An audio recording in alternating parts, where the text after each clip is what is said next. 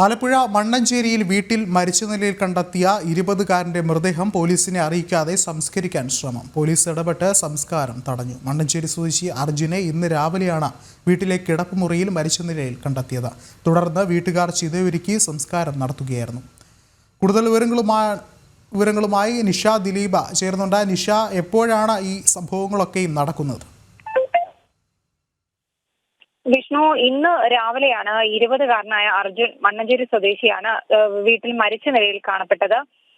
ഈ അർജുൻ മരിച്ച നിലയിൽ കിടപ്പുമുറിയിൽ കാണപ്പെട്ടുവെങ്കിലും ഈ വിവരം പോലീസിനെ അറിയിക്കാതെ വീട്ടുകാർ ഉടൻ, അതായത് 12 മണിയോടുകൂടി സംസ്കാരം നിശ്ചയിക്കുകയും മൃതദേഹം ചിതയിലേക്ക് വെക്കാൻ ആ ഒരു സമയമാവുകയും ചെയ്തു. അപ്പോഴാണ് മണ്ണഞ്ചേരി പോലീസിന് പരിസരവാസിയിൽ നിന്നും ഫോൺ കോൾ വരുന്നത്. ഈ മരണത്തിൽ സംശയമുണ്ട് എന്ന് പറഞ്ഞുകൊണ്ടൊരു ഫോൺ കോൾ ആയിരുന്നു. തുടർന്ന് പോലീസ് അവിടെ എത്തുകയും സംസ്കാരം തടയുകയും ചെയ്തു. പിന്നീട് നമുക്ക് ലഭിക്കുന്ന വിവരങ്ങൾ അനുസരിച്ച് അർജുനെ തൂങ്ങി മരിച്ച നിലയിലാണ് വീട്ടുകാർ കണ്ടത്. അർജുന്റെ വീടിനോട് തൊട്ട് അടുത്ത് തന്നെയാണ് അർജുന്റെ അപ്പൂപ്പനും അമ്മൂമ്മയും താമസിക്കുന്നത്.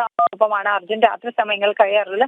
ഈ വീട്ടിലാണ് അർജുനെ തൂങ്ങിയ നിലയിൽ കണ്ടെത്തിയത്. പക്ഷെ തൂങ്ങിയ നിലയിൽ മകനെ കണ്ടെത്തിയിട്ട് പോലും മൃതദേഹം പോലീസിനെ അറിയിക്കാതെ താഴെ ഇറക്കി മറ്റ് നടപടികളിലേക്കൊന്നും പോകാതെ അർജുൻ മരിച്ചു എന്ന് മാത്രം അയൽവാസികളെ അറിയിച്ചുകൊണ്ട് മൃതദേഹം ദഹിപ്പിക്കാനുള്ള ശ്രമങ്ങൾ വീട്ടുകാരുടെ ഭാഗത്തു നിന്നുണ്ടായി.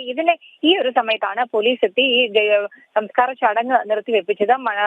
തൂങ്ങി മരണമെന്നാണ് പോലീസിന്റെ പ്രാഥമിക നിഗമനം. എന്തായാലും അർജുന്റെ മൃതദേഹം ഇൻക്വസ്റ്റ് നടപടികൾക്ക് ശേഷം പോസ്റ്റ്മോർട്ടത്തിനായി ആലപ്പുഴ വണ്ടാനം മെഡിക്കൽ കോളേജ് ആശുപത്രിയിലേക്ക് അല്പസമയത്തിനകം തന്നെ മാറ്റും. എന്തായാലും പോസ്റ്റ്മോർട്ടത്തിന് ശേഷം മാത്രമേ ഏതു തരത്തിലുള്ള മരണമാണ് സംഭവിച്ചിരിക്കുന്നത് എന്നുള്ള കാര്യം അറിയാൻ കഴിയുകയുള്ളൂ. എന്തായാലും രാവിലെ അർജുൻ എഴുന്നേൽക്കുന്നത് കാണാതിരുന്നതോടെ മുറി തുറന്ന് അർജുന്റെ അപ്പൂപ്പൻ നോക്കിയപ്പോൾ തൂങ്ങി നിൽക്കുന്നത് കണ്ടു എന്ന് അയൽവാസികൾ പറയുന്നുണ്ട്. എന്തായാലും പോസ്റ്റ്മോർട്ടത്തിന് ശേഷം മാത്രമേ മരണകാരണത്തെക്കുറിച്ച് വ്യക്തമായ ഒരു സ്ഥിരീകരണം ലഭിക്കുകയുള്ളൂ. വിഷ്ണു.